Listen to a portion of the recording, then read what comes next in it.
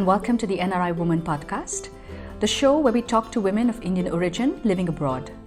We hope that in sharing these stories, we can learn something new, possibly gain a new perspective, be inspired, or just know we are not alone in some of the struggles we face. I'm your host, Bettina Tauro. And I'm your co-host, Nanora Fernandez Brookshire. Today on our show, we'll be chatting about a subject that is so close to our hearts, possibly the reason some of us are NRIs today: giving up one's career and moving for love or marriage. For many, marrying and moving away to a new house, city, or even country is the norm. It's easily accepted as that's what has been traditionally done. But is it really that simple? Nino began her married life by moving to a new country at the age of 24. What was your experience like, Nino? Yes, I did, Bitu. Wasn't easy for sure. Even though I grew up in Dubai, I knew nothing about living life in another country.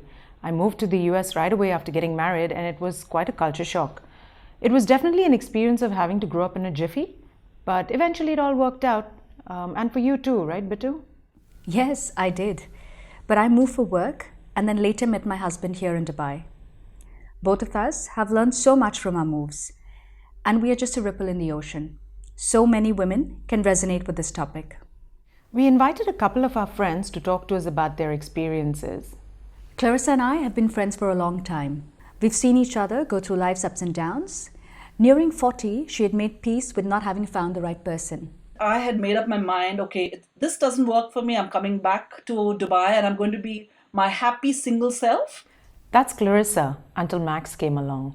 Life is so strange, when you give up and when you just let go, you have everything come to you. And I met Max, who actually is the love of my life. He is fun to be with, enjoyable, gets along with all my friends. And it's been a real enjoyable journey. Clarissa had an independent, established career when she met Max. However, Max was based in Austria.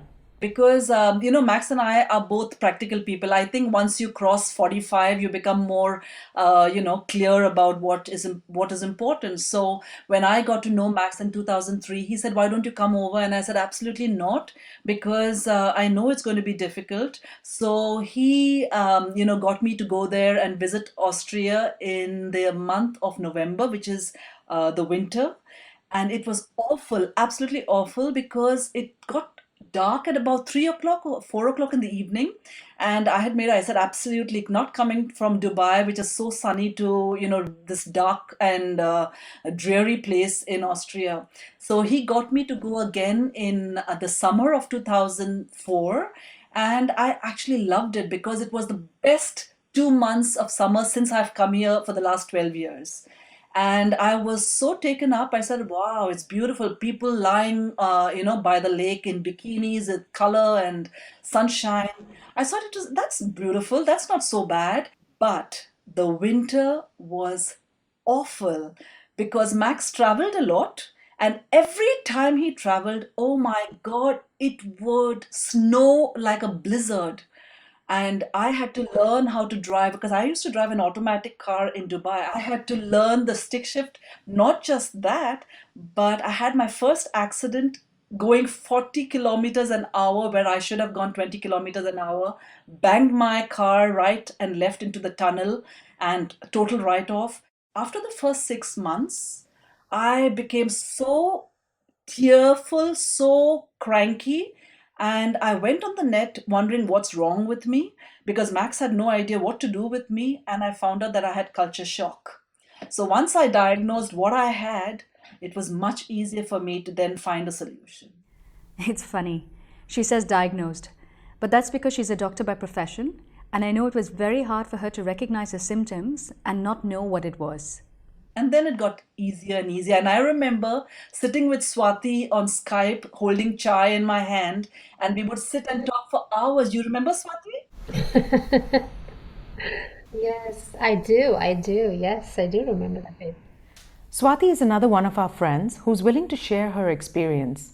After marrying Mukunda, she gave up her successful career knowing she would have had to move to the US, but she had a plan. So I did have a plan. I mean, the plan was to be married and to start my family, because we've done the career thing for so many years. So now it was over to the next phase to get married and start, be mom, be wife, and do that thing. And the career, I knew that I had to put it in the back burner for the time being. And that's really what I had planned, and that's really what I did. I spent 1 year, a year and a half maybe, just setting up, getting to know everybody, getting to know Mukunda's friends, getting my license, all of those stuff, and enjoying my married life, which I did, and I'm very happy I did that and didn't rush into a career or a job right away. And then I started looking, and it was very challenging in the beginning because nobody really cares about your experience wherever you are in Dubai, Middle East, or wherever in India, and nobody really cares about your qualifications either. I had an MBA at that point in time, so I had to really literally start from scratch and compete with entry level positions with really smart young 20 something people. I did get a breakthrough with the New York Times, and that to me was really amazing. It did go as per plan, give and take 6 to 7 months or so. It's amazing that one can plan, and it's even more amazing when things go to plan.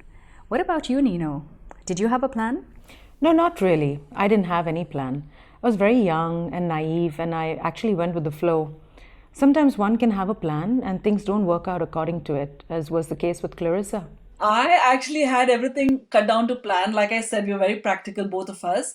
And I came here and it all backfired because I did come here to Austria with a work permit, had a job, earned pretty well and everything. And suddenly, after about 5 or 6 months, my boss passed away on the operation table. And then I lost my job, and I had to, because the company was not going to be continued any longer because he was the driving force behind it. And I had to leave that job, and Max and I were supposed to get married. So I had to make up my mind. What do I do now? Do I, go back to Dubai because I had my job waiting for me, which is very rare in Dubai. And then Max said, no, no, I would rather you stay here. We get married. And even if you don't work, it's all right. I will look after you. And I've been so independent all my life, ever since I finished medicine, in 1991. And I couldn't imagine being just a housewife. So I got my job as a teaching English trainer at Berlitz training school. It was a very erratic kind of a job, didn't have any kind of schedules, no routines. And after about 4 years, I got fed up. And I told Max, I said, Max, I need to know what I really want to do because this is not what I came here for. And so I took about 6 months break and I went back to training with a doctor who is an allopathic doctor here. And I was working with him, but free of cost because he was not going to pay me. However, he gave me an opportunity to practice my medicine there in his clinic, which I slowly developed patience and got training and developed my German skills with medicine. So that was a good thing. And finally, I decided I'm going to start my own company, which is called Anandatman, Happy Soul, Happy Self, which I still practice to this day.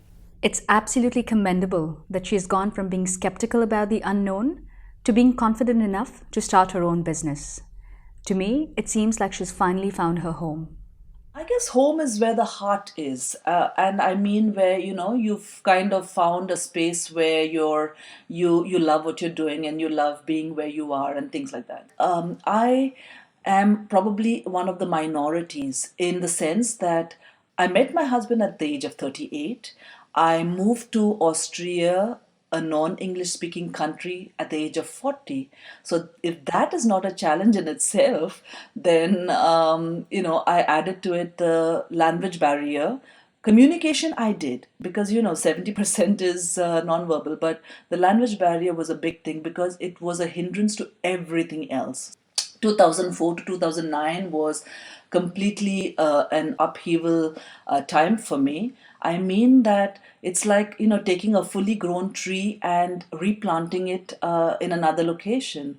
So it was really tough. However, I do believe that it over the years now it's now 2017 and I really have found my sweet spot in the last 1 or 2 years. I had to find and rediscover myself. I lost my entire identity of what my labels were. And I had to find out who I really am without these labels that I attached and defined myself with. So how long can you give it? 1 year, 2 years, 4 years? It's like an ongoing process. And I feel now like I'm a fresh stream that is flowing. And whenever there's a stone that is in my way, I find a way around it. And it feels very empowering, and I don't ever want to settle down and stagnate, really. For many of us, we've given up our lives as we know it and moved to a new environment, going from the known to the unknown. We would have done a few things differently knowing what we know now in hindsight. I think that, hindsight is always 2020. So there's always some things that you would, say, oh, if I knew better, I would have done this. So I would say this, that I always depended on someone else for finding my stability, my security, and my sense of,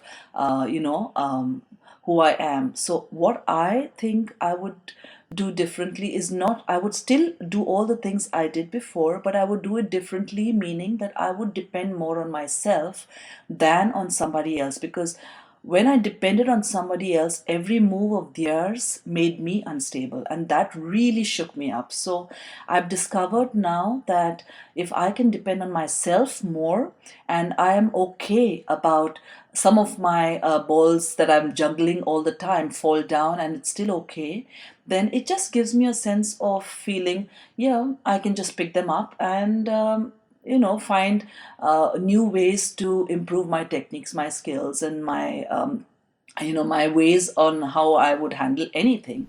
Yeah, I mean, that's a great point, Clarissa. To add to that, I would say, even in terms of your career, and that kind of blends into what Clarissa is saying. If you are coming to a brand new country and if you're an independent, have been having a career of your own, I do recommend intending to continue with your career or your work. Definitely being financially independent, having your own career makes a lot of difference when you're a brand new country or place. And tougher for Clarissa, but even if it's in a country that speaks English, like Europe or maybe UK or America for that matter, it's very important to have your own identity. It keeps you sane. It keeps you very grounded.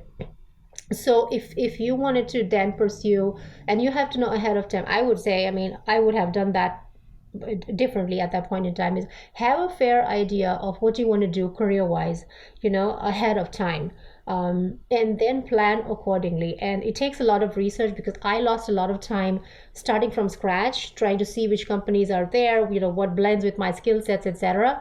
Which, if I had done that research ahead of time, knowing which companies are out there that would, my skill set would be a good fit for, that would have helped me to target those kind of companies.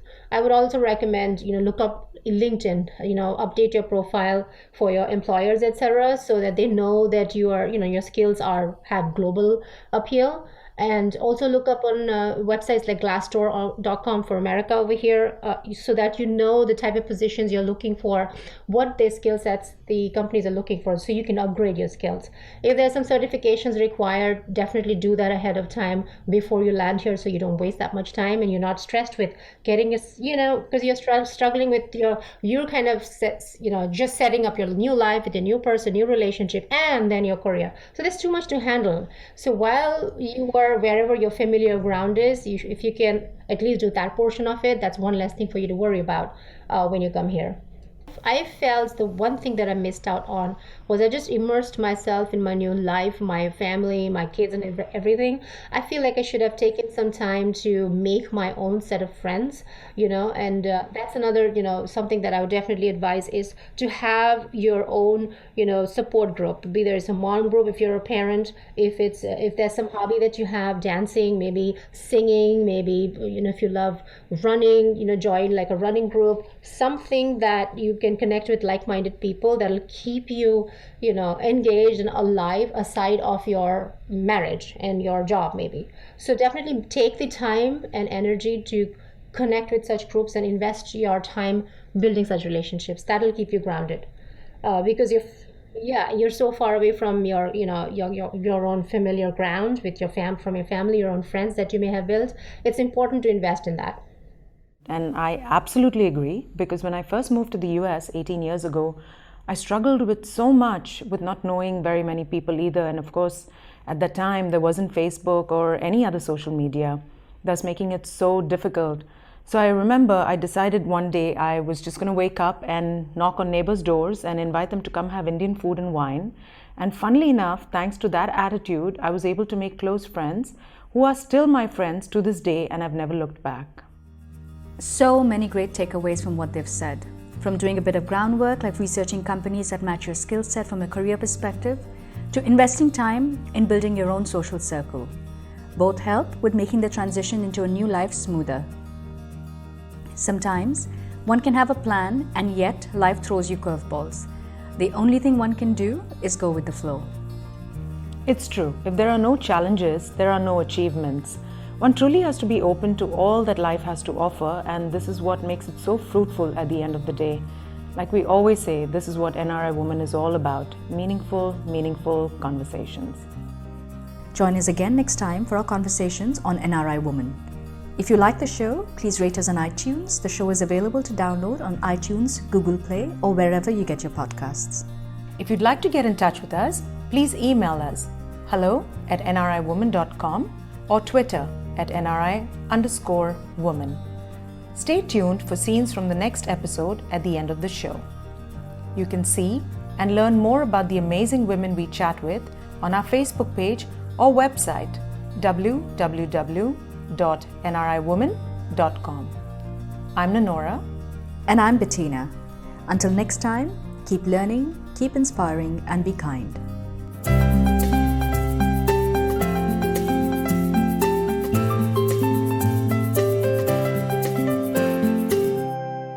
Next week on NRI Woman. So, a year and a half ago, you didn't know how to bike, you didn't know how to swim. The only thing you could do is run, and you signed up for a triathlon. Yeah. I was the person who was doing walking around with a noodle, or I would stay on the shallow end of the pool. My first triathlon that I did, it was 375 meters, and most people take about 8 minutes to do it. It took me 27 minutes. New episodes come out every Monday. Make sure you subscribe.